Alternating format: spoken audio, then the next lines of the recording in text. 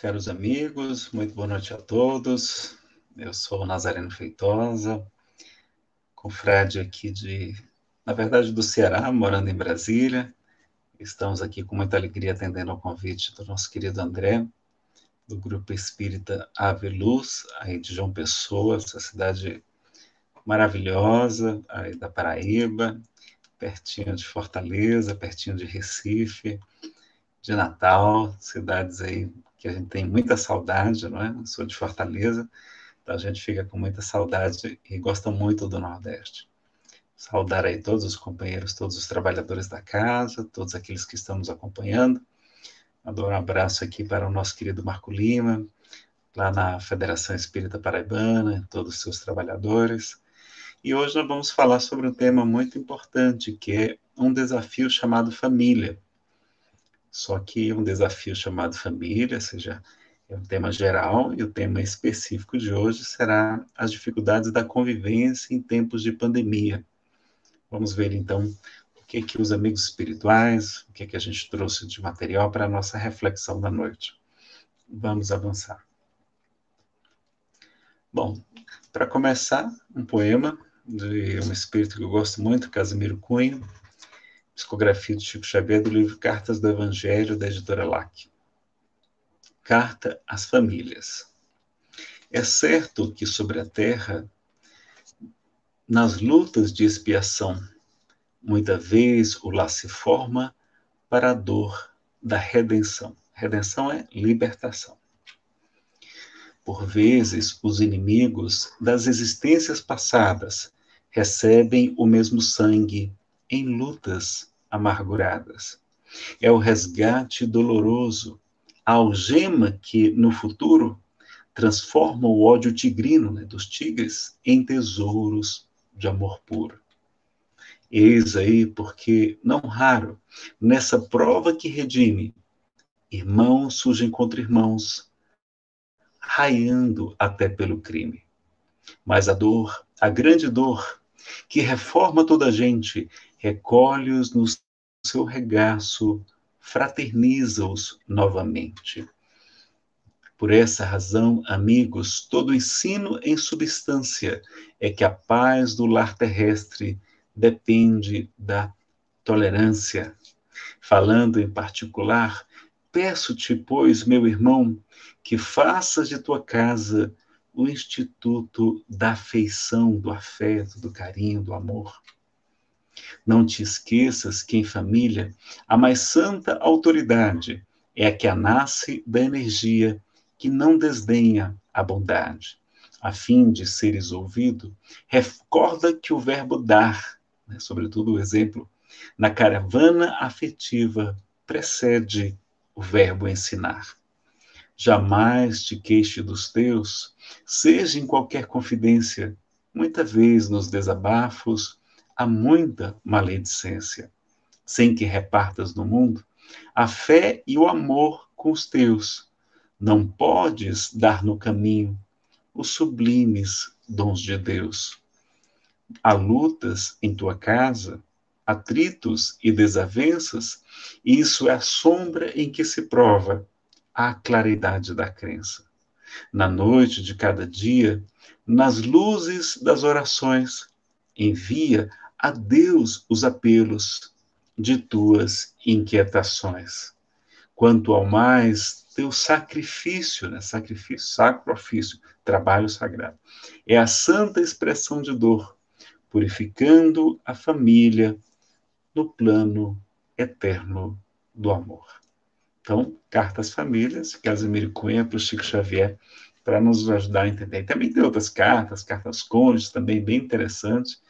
Vai ficar para o dia que a gente for falar sobre casamento também, né, pessoal? Para falar sobre esse assunto, na verdade, eu precisaria de um seminário de várias horas de duração, composto de várias palestras. Então, tem a palestra Paz em Família, né, que é, inclusive temos a de hoje, que é as dificuldades da convivência em família, tem a palestra só sobre casamento, divórcio, ciúmes e tentações afetivas, perdão, liberte-se da mágoa e seja feliz, muito importante para para a convivência, dependência química, espiritualidade, enfrentando a separação, educação dos filhos na visão do espírito, educação antidrogas, perda de pessoas amadas, né, também acontece nas famílias. Aqui a gente coloca sempre nos DVDs dos boxes, né, esse é o da família, reencarnação, segundo a Bíblia a ciência, e se a Bíblia condena o espiritismo. Né? Então é importante que a gente veja hoje as dificuldades da convivência na casa espírita também, é outra palestra bem interessante, sexualidade, espiritualidade, às vezes um filho, não é, um cônjuge tem o problema da sexualidade. Recomendar para vocês o seminário Autoconhecimento e Iluminação Interior, e especialmente a palestra Orgulho e Suas Máscaras, tá? Porque nesse período, então, a gente vai ver que o orgulho é o principal problema nosso na convivência, e a humildade, que é seu antídoto, a virtude mais importante para a gente desenvolver agora. Tem também um seminário sobre depressão e alegria de ver, né, para quem tiver também com esse problema na família, muitos entes queridos com problemas nessa área, e também a palestra Cura pelo Amor e Compaixão, que faz parte desse seminário. São várias palestras no seminário, né? Além do seminário Amor, Autoamor e Auto-Perdão, muito importante para nós. Sobre dependência química, pessoal, eu até falo, mas o melhor palestrante que eu já assisti sobre o assunto é o Dr. Wesley Assis. Ele é lá de Goiânia, tá? E tem algumas palestras dele no YouTube. Ele todos os anos vem aqui na Comunhão fazer seminários sobre dependência química, a casa promove todos os anos. Esse ano deve ser em meio virtual. Bom, e hoje em dia a gente está discutindo a questão da pandemia, não é? Então, para entender sobre esse assunto, quem quiser assistir, todos esses temas aí já estão gravados, estão disponíveis aí no YouTube, vocês podem procurar lá no nosso canal. Nosso canal agora chama-se Espiritismo Chico Xavier, Nazareno Feitosa. Eu coloquei o Nazareno Feitosa por enquanto, só para o pessoal não se perder, mas a ideia é tirar o nosso nome, tá? Então, pandemias na visão espírita, os flagelos destruidores, a gente estuda nessa palestra realmente todas essas questões, como interpretar, como entender, né? E aqui a gente vai fazer um breve introito, dizer que primeiro que nós nos solidarizamos com todas as vítimas, tem muita gente sofrendo na atualidade, né? Seus familiares, entes queridos, pessoas perdendo o emprego, outras com suas empresas fechadas, endividadas, desesperadas. Mas a gente precisa lembrar que Jesus já nos informou, nos advertiu com seu sermão profético e, ao mesmo tempo, nos confortou com o seu evangelho. Então, a gente já tem um roteiro, não há nada disso, é surpresa para nós.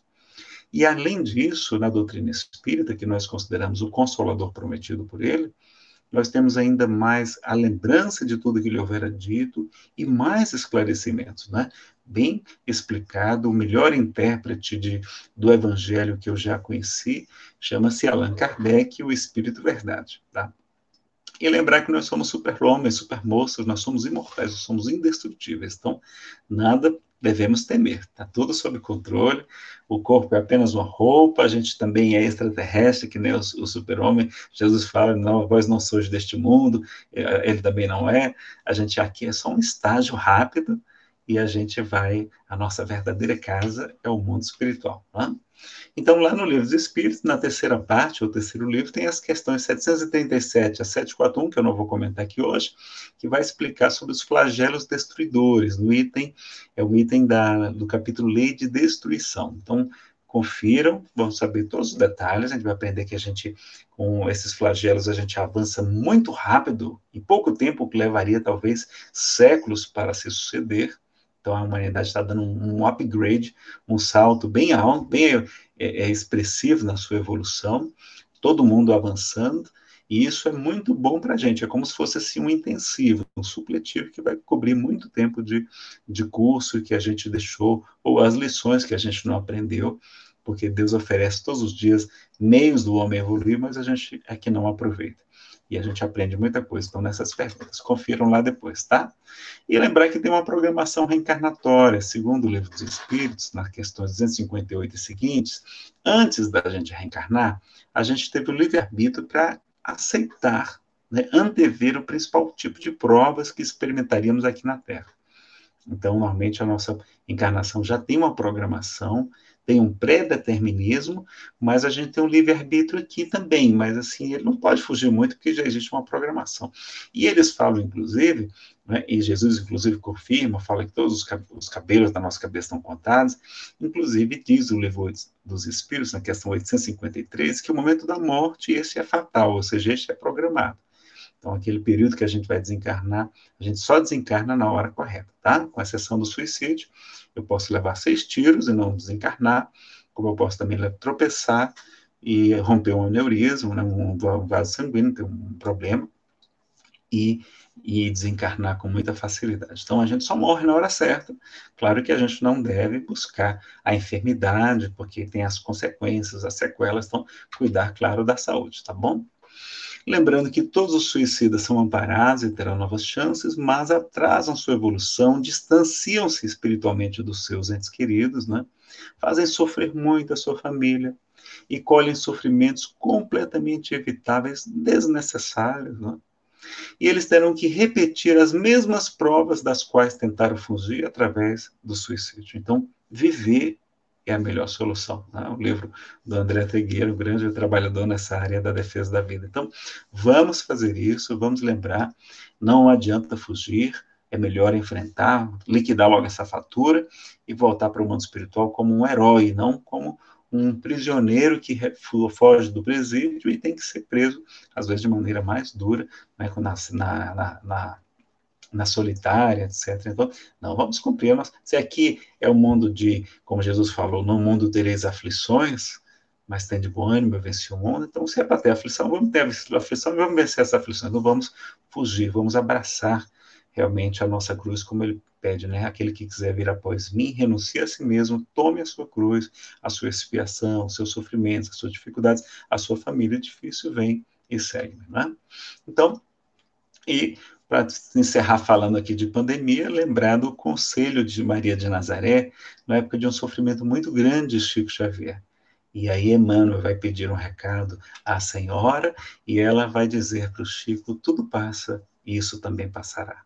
E é verdade, pessoal. Ele colocou no cartaz, dizem, né, pregou assim na parede do quarto, toda vez que ele acordava, lembrava dos muitos problemas, ele disse, meu Deus, olhava para o cartaz, tudo passa. E isso também passará. E é verdade, tudo isso vai passar. A gente já enfrentou crises muito piores, pandemias muito mais graves, e pior é a guerra. Divaldo acredita até que essa pandemia está evitando uma guerra de grandes proporções. Então, ó, muito melhor. A guerra destrói as indústrias, destrói as empresas, destrói casa, tudo. Acaba tudo. O hospital acaba com tudo. Com a pátria, você não tem nem água potável para beber, comida, remédio, nem esperança. Então, a pandemia vai passar, a gente vai recuperar rapidamente, tá bom? Então, ninguém se preocupe, tudo passa, isso também passará. Inclusive os problemas da família também, tá? E lembrar, pessoal, que é como a gente tivesse agora essa convivência forçada nesse período, que eu não gosto de chamar de isolamento, nem de... Não, a gente gosta de chamar de recolhimento, que é mais otimista, porque em vez de transformar a nossa casa em prisão, nós vamos transformá-la em um templo de iluminação, de autoconhecimento, não é? De checar os valores ali, de realmente ver se a gente tem uma família ou a gente apenas tem uma residência, ver se a gente tem um lar, né? Então vamos fortalecer o nosso lar nessa época, e ao mesmo tempo é uma prova de fogo, porque é como se fosse um reality show, né? Eu vou falar em português, é o mais conhecido aqui, como fosse o Big Brother, né? Todo mundo ali preso 24 horas na convivência, é muito complicado, porque a gente ama as pessoas, mas nós temos tantos problemas que a convivência é muito difícil. Então, vejam que quando a gente morava com os nossos pais, não é, com os nossos irmãos, a gente ama todos de coração mesmo, mas convivendo tinha ali de vez em quando um problema, tinha umas encrencas, uns atritos, porque conviver não é fácil. E por conta de uma série de questões que nós vamos ver hoje, que a gente agrava essa convivência. Então, muita paciência nesse período, e estão registrando um aumento muito grande de separações. O Espiritismo não é contra o divórcio, não é contra, ele aceita o divórcio, mas através das psicografias de Chico Xavier, de Divaldo Franco e muitos outros médiuns, mais recentemente, a gente vai ver que nós temos banalizado a separação, E ali é um compromisso que a gente tinha assumido e nós estamos adiando aquele resgate, aquele compromisso, e a gente deve fazer o possível para preservar as nossas famílias e não para separar. Há realmente soluções em que o divórcio é a melhor solução, não tem mais jeito, é o último recurso, mas necessário, mas sempre que a gente puder evitar, a doutrina vai nos dar ferramentas para a gente suportar, tá? A gente, claro, tem o livre-arbítrio, mas escutem, leiam as obras leiam o livro Pensamento e Vida, um livro fininho e maravilhoso de Emmanuel por Chico Xavier, além de outros muito importantes, mas muitas mensagens sobre casamento, de André Luiz, de Emmanuel, de muitos outros autores espirituais, recomendando a gente preservar isso. Então, as dificuldades da convivência, nós vamos lembrar aí da campanha permanente da Federação Brasileira, o melhor é viver em família, aperte mais esse laço, aí a capinha pelo menos do último folderzinho que eu encontrei, e traz a informação de que qual seria para a sociedade o resultado do relaxamento dos laços de família. E a resposta, uma recrudescência, ou seja, um refortalecimento do nosso egoísmo, que é o maior problema nosso. O maior problema nosso é o egoísmo.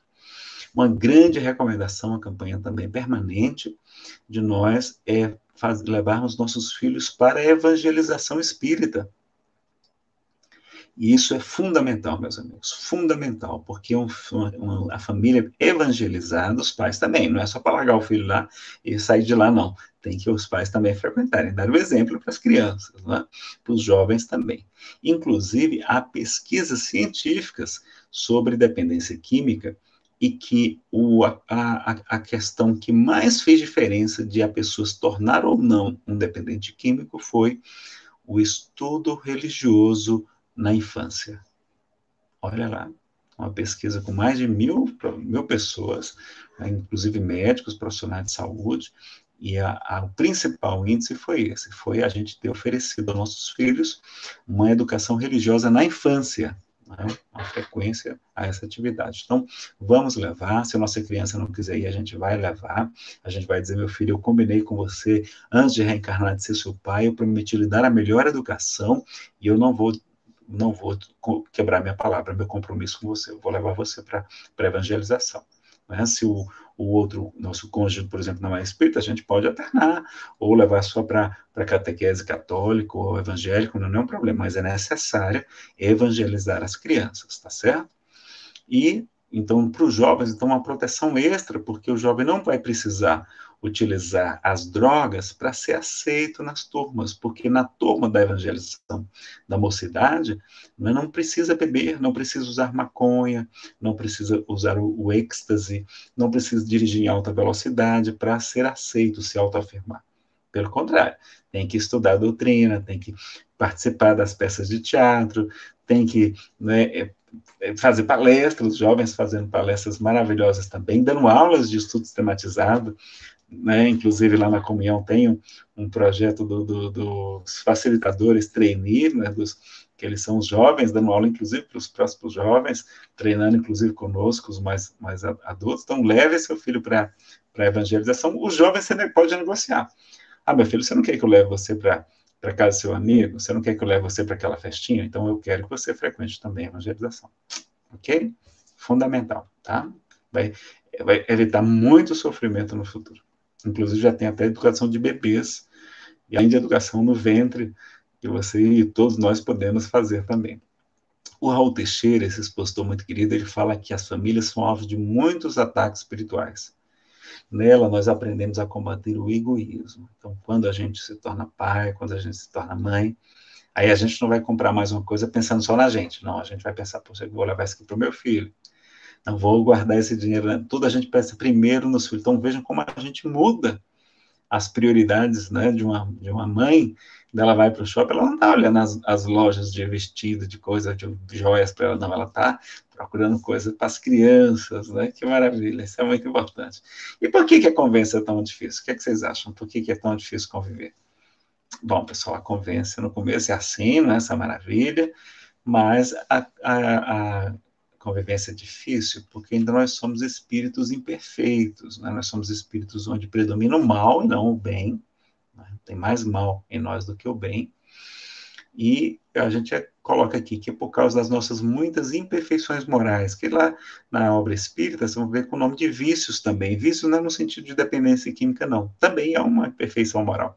Mas é vício ao contrário de virtude para Aristóteles. O homem vicioso, ele não é feliz. O homem virtuoso, ou seja, cheio de virtudes, ele é mais feliz, recomenda Aristóteles. Então, a gente tem, se a gente fosse um anjo, um espírito puro, a gente poderia conviver ao lado do maior criminoso da Terra e estaríamos todos bem, sem nenhuma dificuldade, sem nenhum problema, tá bom?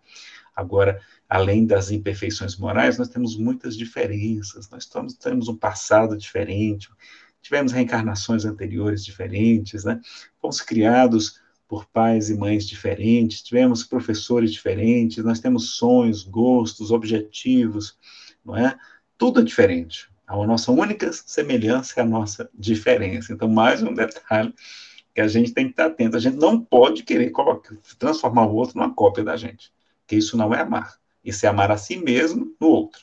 Você querer que o outro seja como você, não é? E seria muito chato isso. Pelo contrário, vamos aprender. Lá no Livro dos Espíritos a gente aprende qual é o vício mais radical e o egoísmo. Então, o grande problema também é o egoísmo. Então, a gente se achar o centro do universo, a gente achar que nós é que devemos girar em torno de Deus e não... aliás, o universo tem que girar em torno de nós quando o convite para a criação é gravitarmos em torno da unidade divina, como está lá no Livro dos Espíritos, uma mensagem de Paulo, São Paulo, né, Paulo de Tarso. O egoísmo é a gente colocar a gente no centro, tudo é mais importante, o ego, o egocentrismo, enquanto que Deus está no centro da nossa vida, tudo fica muito melhor. Essa é a proposta adequada, é amar a Deus sobre todas as coisas, né? E ao próximo, como a gente deve também se amar. E o outro principal problema, se não for o maior, é o orgulho, tá? Aqui um pequeno resumo do que tem umas frases no Evangelho segundo o Espiritismo, capítulos 8 e 10. O orgulho é o pai de muitos vícios, de muitas imperfeições morais. A negação de muitas virtudes, a fonte de quase todos os males, o principal móvel, motivo de quase todas as nossas ações, ou seja, a gente age muitas vezes por orgulho e não por caridade. Como eu estou fazendo palestra com vocês aqui, isso é certamente também boa parte de orgulho, de vaidade, de querer, né, ser bacana, bobagem nossa, e não realmente por estar fazendo caridade. E por isso Jesus dedicou-se a combatê-lo como principal obstáculo ao progresso, porque o orgulho impede a gente enxergar as nossas imperfeições morais, e aí por conta disso a gente quer, né, ficar avançando cada vez mais. Deixa eu corrigir aqui o despertador, que eu coloquei para me avisar aqui do horário, mas a gente ainda está com 22 minutos, e a gente ainda vai com 1h10 agora. Vamos ter mais, vamos botar aqui mais ou menos isso aqui, pronto, vai dar certo. Então, e a gente não enxerga as nossas imperfeições, a gente enxerga as do outro, e o orgulho é a gente se achar superior ao outro, e aí eu posso condenar, eu posso dizer quem está certo, quem está errado, impor a minha apostila, a minha regra de vida, quando cada um tem uma regra, tem uma orientação. Então, o orgulho vai impedir a aceitação, o orgulho vai impedir a humildade é a chave para muitas virtudes, é a primeira bem-aventurança, bem-aventurados os pobres de espírito, ou seja, os pobres de orgulho. Ela é o iníciozinho, ela que permite muitas virtudes, dá a paciência, ela dá a aceitação, ela dá o perdão, que é fundamental para a convivência, não é? E a gente lembra disso do orgulho. Lembra também da água da paz, né? Lá no filme Nosso Lar foi uma licença poética, não foi daquele jeito, não. Mas diz que a água da paz é água potável. Quando você estiver no meio da discussão, você coloca uma colher de água na boca, não engole e não cospe fora. Fica com a água na boca até o final da discussão. Como você vai ficar com a boca cheia d'água, você não vai poder falar, vai ter que calar. E quando um não quer, dois não brigam. Então, use muita água da paz, tá? Na hora da discussão, não adianta, o outro tá fora de si, ele está fora da sintonia, deixa ele desabafar, vai fazer bem para ele ou para ela, e depois, quando ele estiver mais calmo, aí você vai, olha, maridão, você falou aquilo, não foi? Falou. Pois eu não admito isso, por isso e por aquilo outro. Você coloca os pingos nos is, você realmente coloca as questões corretas. Eu não admito que você proceda dessa maneira, assim, assim, assado, tá certo? E evite também uma outra coisa que é muito danosa para o relacionamento, que eu brinco, que eu digo que é a tortura chinesa, mas eu já nem devia mais estar falando isso, porque eu não sei nem se os chineses fazem isso mesmo, ou já fizeram algum dia. Dizem que antigamente eles prendiam os prisioneiros com um equipamento aqui na cabeça, né? Se fosse do Ceará tinha que ser um pouquinho mais reforçado, e colocava debaixo de uma torneira, pingando água. E aí o prisioneiro, né, não conseguia se mexer, ficava ali caindo pingo sempre no mesmo lugar. E no começo você acha, isso aqui é refrescante, né? Não está ruim. Mas depois de algumas horas, aquela gota d'água batendo no mesmo lugar, horas e horas, o prisioneiro enlouquece. Então, é do mesmo modo que está lá no Evangelho segundo o Espiritismo. Essas pequenas contrariedades da terra, essas pequenas alfinetadas, são como mil nadas que acabam por ferir. Então, aquela gotinha d'água que a gente explode, né? Então, pedir para o cônjuge, para o companheiro, ou até para o filho, ou para o pai, etc., para não repetir as mesmas reclamações. Porque se adiantasse, já estava resolvido. A gente falava, o outro mudava, acabou, né? Não, o outro não vai mudar. A gente, quando muito, melhora um pouquinho nessa encarnação.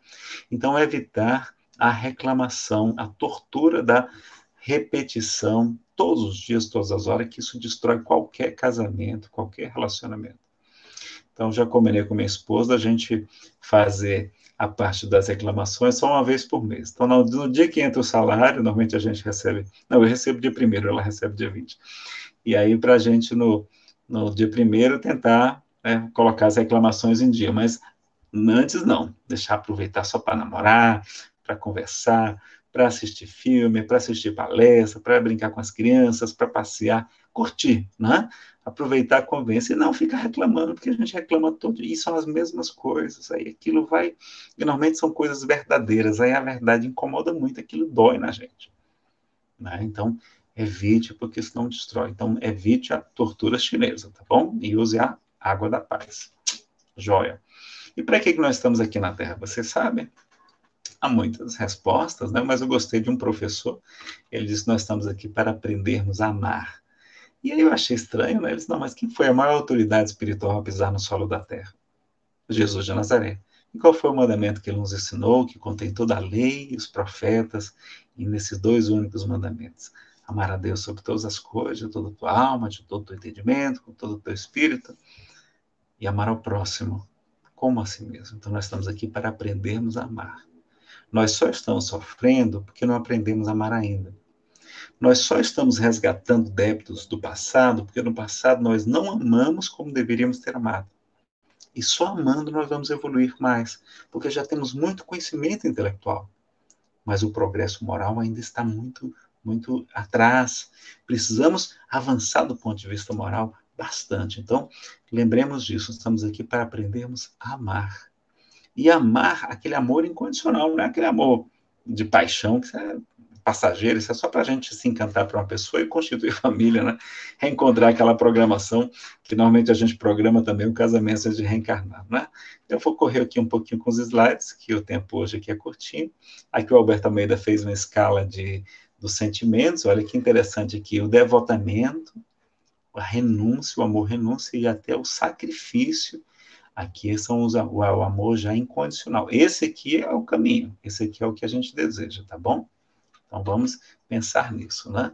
E Kardec, inclusive, pergunta qual a mais meritória de todas as virtudes, qual a mais importante, a mais bacana. Eles falam que toda virtude tem seu mérito próprio, porque todos indicam progresso na senda do bem. A virtude sempre que há resistência voluntária ao arrastamento dos maus pendores, né? Então que a gente controla ali a briga, a reclamação. A sublimidade da virtude, porém, está no sacrifício do interesse pessoal pelo bem do próximo. Então a gente não pensar na gente, mas pensar no bem do outro, do marido, da esposa, do filho. Isso é muito comum nos filhos, né? A gente amar como as mães amam os filhos, e esse é o caminho. E a mais meritória é que assenta na mais desinteressada, então, caridade. E na 646, Kardec pergunta se estará subordinado a determinadas condições o mérito, o valor do bem que se pratique. Ou seja, tem diferentes graus, o valor do bem depende de alguma coisa? O bônus hora de eu dar uma palestra aqui para vocês, ou ser mãezinha de uma família pobre, de muitas crianças, de crianças deficientes. Já perceberam quem é que está? Aqui o salário, ó, né? O salário é bem pequenininho, né?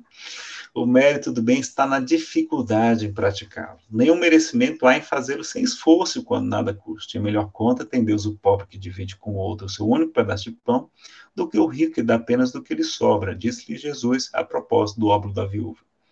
Então, se o seu casamento é difícil, se é uma dificuldade você fazer esse bem, de preservar sua família, de lutar pelos seus companheiros, aí o seu bônus hora é multiplicado, tá? Agora, se seu marido é maravilhoso, sua esposa é fantástica, tá? Se você não faz quase nenhum esforço, não é? Então não tem muita... Então, olha lá, é bom, mas é difícil, esposa é complicada, não é? Jesus fala que o maior amor que existe é o que dá aquele que dá vida pelos seus amigos, no mesmo sentido, confirmando. E qual é a maior escola de amor para a gente aprender a amar? Se a gente está aqui para aprender a amar? A família, né, pessoal? Então vamos preservar as famílias, vamos aproveitar.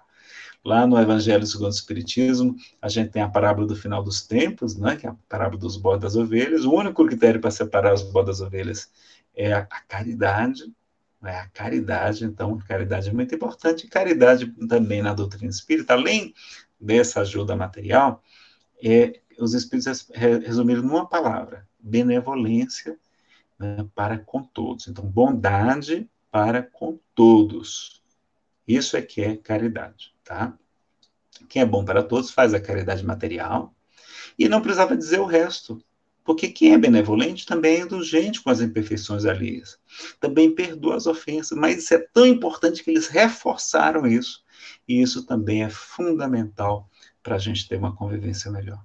Dá um desconto para o defeito do próximo. Não existem pessoas perfeitas aqui na Terra. A gente também não é perfeito. Não vamos exigir, vamos perdoar sempre, não é?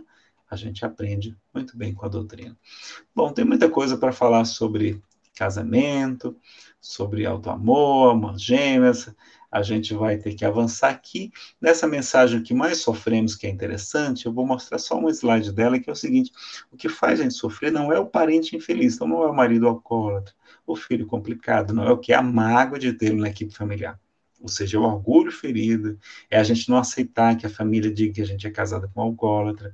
Isso é que nos faz mal. Então, o problema não é o parente, é o orgulho dentro da gente, tá? Olha a importância do autoconhecimento, né?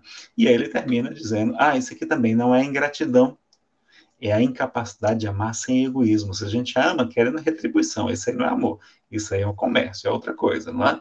Então, vejam depois essa mensagem. Os slides vão estar disponíveis no meu site. Todos os meus slides estão no meu site, nazarenofeitosa.com.br, tá? Vocês podem baixar lá, se tiverem interesse. E ele conclui dizendo: como é fácil perceber, na solução de qualquer problema, o pior problema é a carga de aflição que criamos, desenvolvemos e sustentamos contra nós mesmos, diz Albino Teixeira, do livro Passos da Vida, mensagem: o que mais sofremos. Bom, pessoal, rapidamente sobre casamento. Que tipo de mundo é a Terra? É um mundo de expiação e provas. Então, como é que serão os tipos de casamento aqui na Terra? Casamentos de expiação e de provas. Essa é a regra geral, tá? Então, lembrar disso sempre, que a gente não está aqui para isso. E a paixão? Paixão é um fenômeno que altera a química cerebral.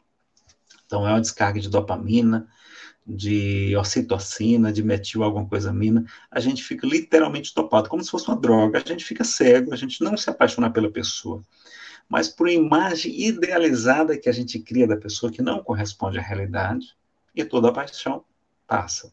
Ela vai durar 6 meses, 1 ano no máximo, 1 ano e meio, se morar juntos, comer 1 quilo de sal junto, como a gente fala lá no Ceará, aí é que passa ligeiro, né?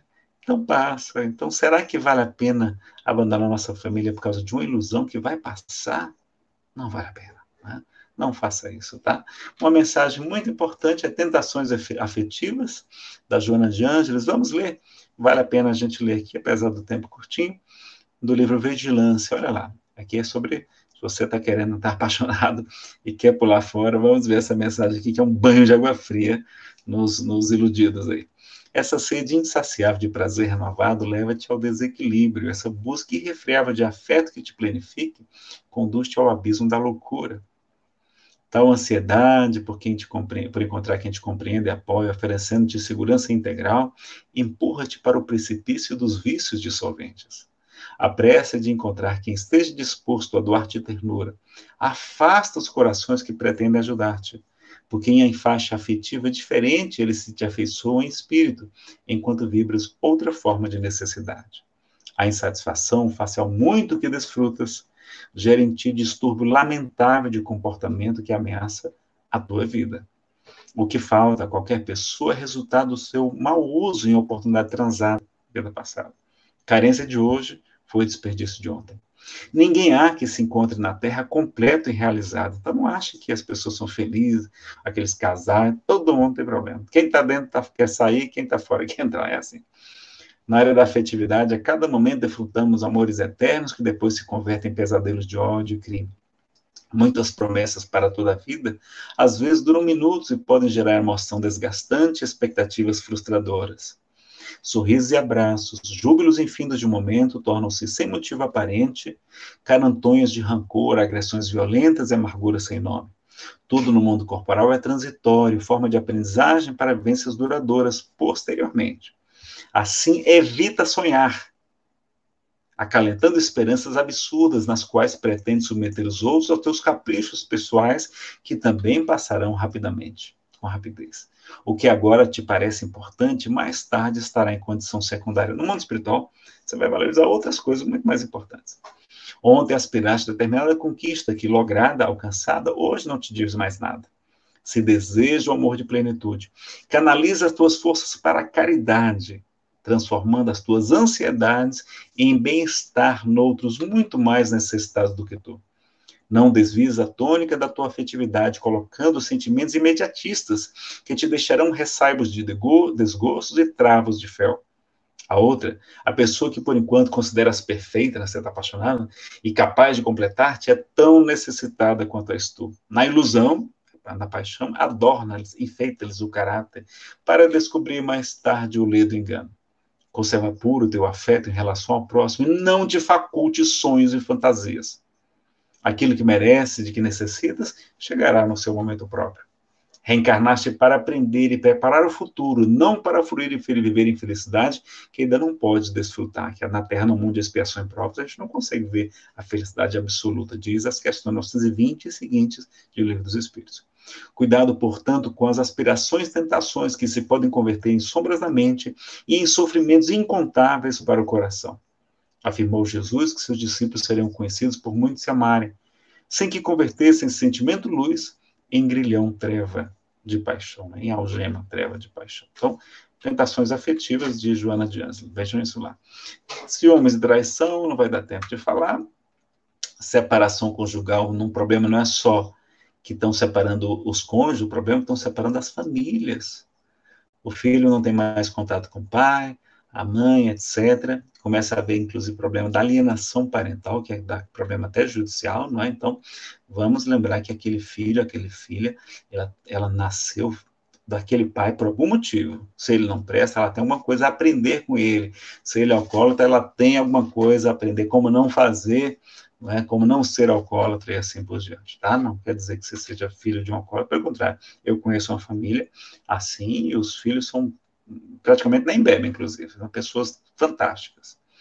A influência dos espíritos nos relacionamentos, né? Então tem a influência dos obsessores, então muito cuidado, os obsessores de um se juntam com o obsessor do outro para perturbar a família, então importância do culto do evangelho no lar e no coração, a gente fazer pelo menos uma vez por semana, 20 minutinhos, a gente tem o estudo do Evangelho segundo o Espiritismo, outra obra de sua preferência, mas essa é a mais indicada. O Livro dos Espíritos também, para complementar, para variar um pouco. Vale a pena a gente estudar, meditar, não é para lavar roupa suja, não. Naquele dia, naquela hora marcada, né, que você começa numa semana, os bons espíritos vão estar naquele horário, atendendo aqueles espíritos perturbados que estão em nossa casa, nos desarmonizando e provocando problemas, brigas, separações amorosas, tá? Então, doenças também. Então, fiquem atentos. Cuidado, importância do diálogo, do respeito da confiança. Não quebre a confiança, né? Busque sempre o bom humor. O conto O Poder do Amor vamos deixar para outro momento.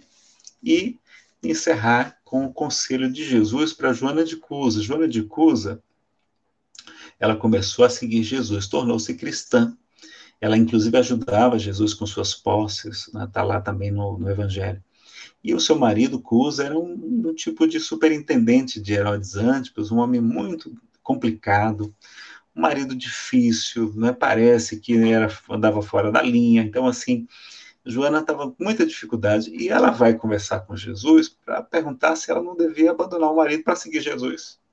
Ou devia tentar convertê-lo para se tornar cristão também, enfim, porque ele era muito atrapalhadinho, né? Então vejam no livro Boa Nova, que segundo Chico Xavier é o livro que mais tocava o seu coração. Ele considerava a obra-prima da literatura mediúnica por seu intermédio Paulo Estevão, mas Boa Nova, como fala de Jesus, de Maria Madalena, de Maria de Nazaré, né, dos apóstolos, da infância de Jesus. É muito interessante esse livro, é belíssimo, é imortal da Academia de Letras escrevendo, nosso querido Humberto de Campos, né, aí do Rio Grande do Norte, aí pertinho aí da Paraíba também, nosso grande cronista, e escreve de maneira belíssima. Então, no capítulo 15, a gente trouxe um trecho de qual foi o conselho de Jesus para Joana de Cusa. Eu não vou dizer o conselho que vocês façam com seu marido, ou não, que você separe ou não. Quero só apenas que escute o que foi que Jesus falou para Joana de Cusa. Qual é a proposta do Evangelho?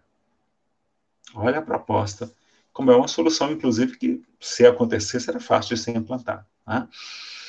Joana, agradece-te ao Pai te haver julgado digna do bom trabalho desde agora. Teu esposo não te compreende, alma sensível? Compreender-te-á um dia. É leviano, indiferente? Ama-o mesmo assim. Não te acharias ligado a ele se não houvesse para isso razão justa. Existe um motivo, pessoal. Servindo-o com amorosa dedicação, estarás cumprindo a vontade de Deus, que a gente está aqui para cumprir a vontade de Deus, tá? Falas-me de teus receios, tuas dúvidas. Deves, pelo Evangelho, amá-lo ainda mais. Os sãos não precisam de médico. Além disso, não poderemos colher uvas nos abrolhos, né, que são os espinhos, mas podemos amanhar o solo que produziu cardos, também outro tipo de espinhos envenenados, a fim de cultivarmos nele mesmo a videira maravilhosa do amor e da vida. E aí ela assim, fica feliz, né, mestre, vossa palavra me alivia o espírito atormentado, entretanto sinto dificuldade extrema para o entendimento recíproco no ambiente do meu lar. Dificuldade extrema, o homem era muito complicado. Não julgais acertado que lute por impor os vossos princípios, né, os cristãos? Agindo assim, não estarei reformando meu esposo para o céu e para o vosso reino?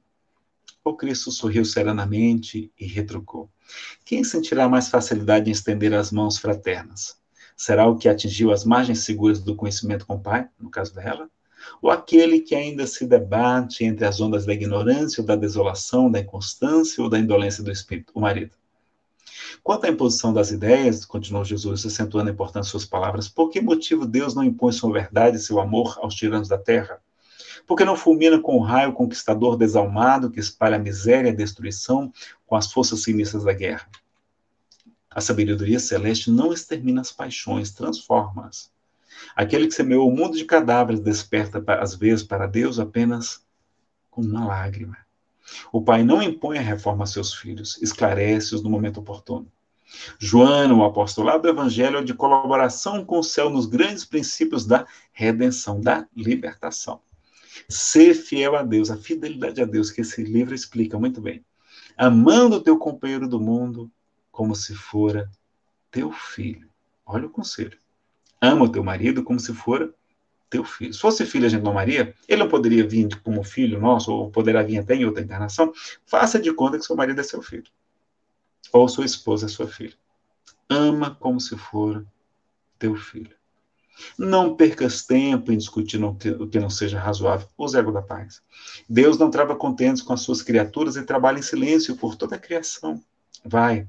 Esforça-te também no silêncio, quando convocado ao esclarecimento, fala o verbo doce, o enérgico da salvação. Eu não entendi o que ele quer dizer com salvação. Salvação para nós é caridade, né? A caridade que é o caminho para a salvação. Então, uso o verbo doce ou enérgico da caridade. A caridade também é energia, segundo as circunstâncias. Volta ao lar e ama teu companheiro como material divino que o céu colocou em tuas mãos para que tales uma obra de vida, sabedoria e amor. Joana de Cus experimentava um brando alívio no coração. Enviando a Jesus um olhar de carinhoso agradecimento, ainda lhe ouviu as últimas palavras. Vai, filha, ser fiel, né? Fiel a Deus. Nós estamos aqui para cumprir. Lembra da oração do Pai Nosso? Né? Seja feita a vossa vontade. É a parte mais difícil do Pai Nosso. Então está aí a capa do Boa Nova. Lembrem sempre da necessidade da caridade, como nos ensina Paulo, né, no hino à caridade, quando ele fala que celebram a fé, a esperança e a caridade, porém a maior delas é a caridade.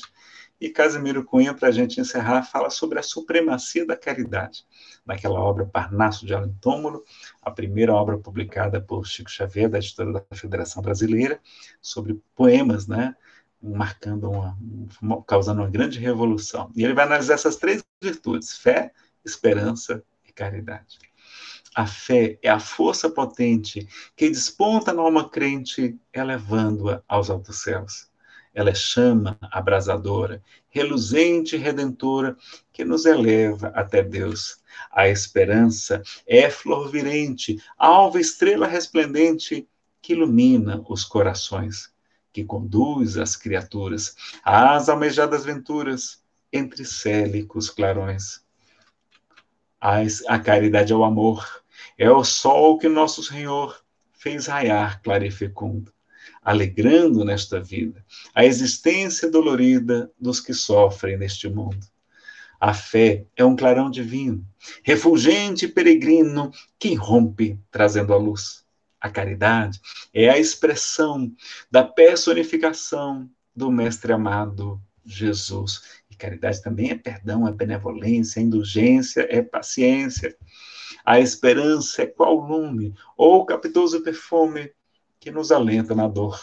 A caridade é uma aurora que resplende a toda hora, nada empana o seu fulgor. Seja, pois, abençoada essa fúlgida alvorada a raiar eternamente. Caridade salvadora, pura bênção redentora do Senhor onipotente. Então, o segredo para a convivência em família, em qualquer tempo, mesmo em tempos de pandemia, é a caridade, meus amigos. Que Deus nos abençoe. Muito obrigado aí pela oportunidade. Um grande abraço a todos os amigos do Ave Luz. Aí está o nosso site, onde vocês encontram os slides. Nosso canal no YouTube, onde vocês podem procurar as demais palestras. Tá? Facebook e uma loja virtual para quem tiver interesse também em verificar os nossos CDs, DVDs, pendrives de palestras para o estudo, né, que vocês podem ter em casa também, bem interessante. Muito bem, a gente vai então agora encerrar aqui a transmissão.